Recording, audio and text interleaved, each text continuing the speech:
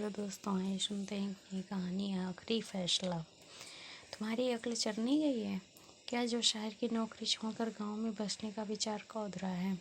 देखो, तुम्हें जाना है जाओ, मैं नहीं जाने वाली। और तो और बच्चों की पढ़ाई और स्कूल का क्या होगा, सब कुछ छोड़ गाँव में जाकर बैठ जाएं। बिल्कुल नहीं। रेवती के तल्ख स्वर महेश के कानों में चुभ रहे थे, पर जाना मजबूरी हो गई थी। महेश ने भी दो टूक स्वर में कह दिया, तुम्हें लग रहा है मेरी अक्ल चरनी गई है तो यही सही, पर हम इस शनिवार सब सामान सहित गांव जा रहे हैं। ये मेरी आखिरी फैसला है।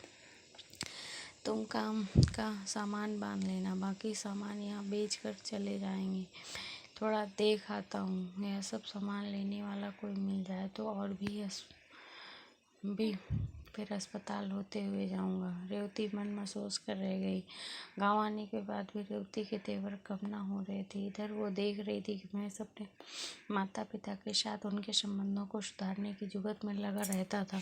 बात बात पर कहता, रेवती हमारा अपना कहने को कौन ही है, तुम भी देख रही हो शहर में ही मेरी तबीयत बिगड़ने लगी थी, कल को कुछ हुआ तो इसके अलावा हमारा और कौन ही है। महेश बच्चों के पास ही स्कूल में दाखिला करवाकर पिता के साथ खेती करने में जुट गया था। वो दिन ब दिन कमज़ोर होता जा रहा था। 5 महीने गुजर रहे होंगे कि महेश एक दिन चक्कर खाकर गिर पड़ा। पिता ने बहुत कहा, चल किसी डॉक्टर को दिखा ले, पर वो मना करता रहा। महेश को पता था कि बीमारी उसके शरीर में अब अंतिम पड़ाव पर है। वो कब चला जाएगा उसे ये नहीं पता। एक रात सोने से पहले उसने रेवती से कहा, रेवती मैं नहीं बचूंगा। शहर में ही मुझे पता चल गया था कि मेरी ज़िंदगी ज़्यादा नहीं है। उधर कोई परमानेंट जॉब तो थी नहीं, इसलिए सब छोड़ कर यहाँ तुम्हें ज़बरदस्ती ले आया। मायके की हालत भी सही नहीं, जो मेरे न रहने पर तुम्हारे बच्चों का ख्याल रख सके। यहाँ माँ बाबू जी हैं, तुम सब पर जान लुटाते। बस यहाँ से कहीं मत जाना, इनके साथ ही अच्छे से रहना। तुम कह रही थी ना मेरी अक्ल घास चरने गई। सच ये है कि अभी अक्ल से ही काम लेकर आया हूँ, ताकि सबके साथ तुम लोग घुल मिलकर मेरे जाने के बाद अच्छे से रह सको। ये कैसी बहकी बहकी बातें कर रहे हो, सो जाओ, कुछ नहीं होगा तुम्हें।